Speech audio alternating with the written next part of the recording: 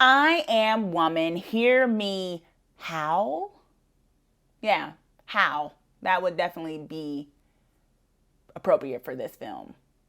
I'm doing a spoiler-free review of I Am Lisa.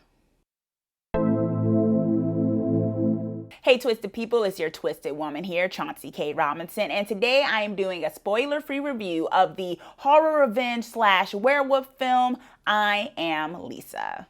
A sadistic small-town sheriff and her underlings brutalize Lisa and leave her for dead in the woods. Bitten by a werewolf and bestowed with supernatural abilities, can Lisa retain her humanity as she exacts revenge?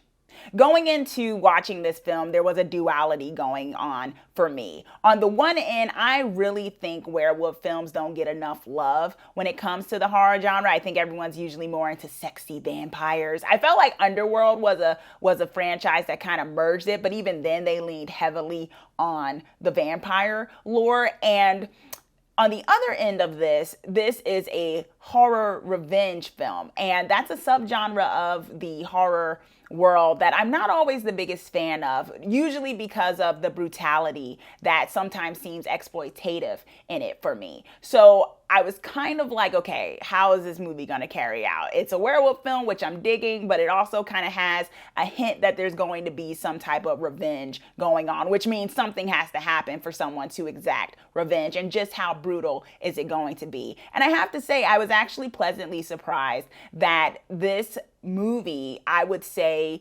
does something that I feel like a lot of the horror revenge films don't do as well, when it kind of focuses more on the brutality of the inciting incident, and perhaps, a lot of times when it comes to this subgenre, the sexual assault and everything, in such an exploitive way that it makes it so even when they tack on like 10 to 15 minutes of so-called empowerment, it just doesn't feel as strong. And it kind of feels like, well, you kind of added that there so no one would call this horror porn in a way.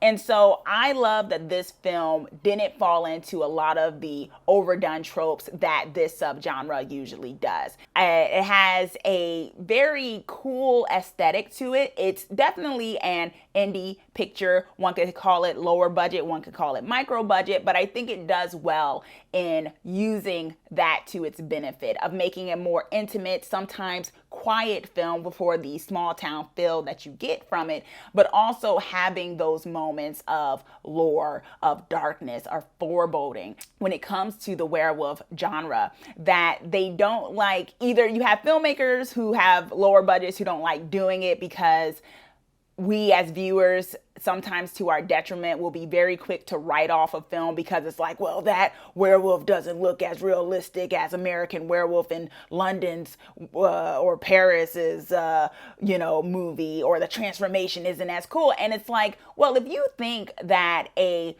story has to rely more so on the special effects itself, even though I'm a big fan of practical effects and things like that, then, well, what's the point of a story? I think sometimes if there's a stronger story at hand, even if it's not as in your face CGI, no thank you, or even practical effects, then I think at times it can still hold its own. And I think this is what this film has a really good way of doing. I think one of the strongest parts of this film are the characters. I don't want to necessarily say, oh, it's girl power, but it is very female centered in the sense of the majority of the characters, both villains and not so villains and heroes, are women. There's a few men here and there that play their parts in, the way that men sometimes play their parts in these horror revenge type films, but it's really carried by the women characters. And I appreciated that, because sometimes when it comes to this kind of, or just, let's just call it what it is, in horror in general, sometimes you can have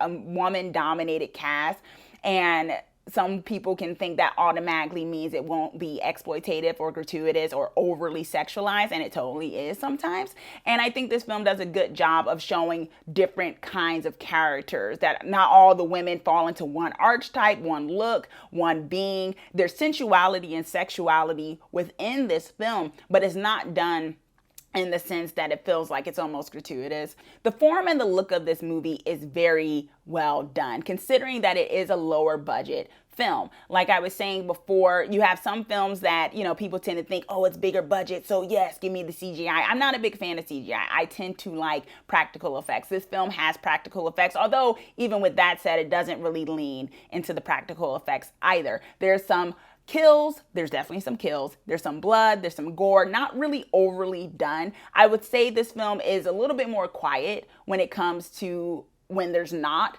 a murder happening, and it kind of gives that small town feel to it, and that's fine, because in those smaller moments, in those more quieter moments, you have character growth. Oh my gosh, you have, characters having conversations about their lives and how they feel after something happens, or how they don't feel after something happens. And so there's even some comedy that happens throughout, not to the point where you don't take it seriously, but there's some moments there where you will laugh or find it kind of funny.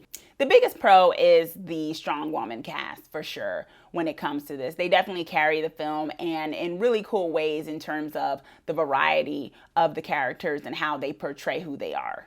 My biggest con when it comes to this film is perhaps when it came to some of the revenges, I did feel like one of the two kills that I thought was going to be a bit more grandiose, wasn't. But if you were kind of waiting for certain moments or certain kills that you were like, this is a long time coming, you might feel some type of way when they actually happen. The main trigger warning for this film is that sexual assault is alluded to. It's not shown, thank goodness it's not shown, because we don't need those things shown on. I'm just so over that. Can we be done with that in the year 2021? But it doesn't show it, but it is alluded to.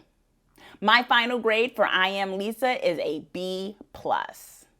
Okay, Twisted people, so that is my review, spoiler-free, of I Am Lisa. Like I said, I love that it was showing the werewolf folklore some love, and it actually made me like, for once, a horror revenge film, which I usually don't do, so that's a big plus. Let me know what werewolf films you're into, and also be sure to subscribe so that you are the first to know when I post my videos. Thanks for watching. Let's get creepy together.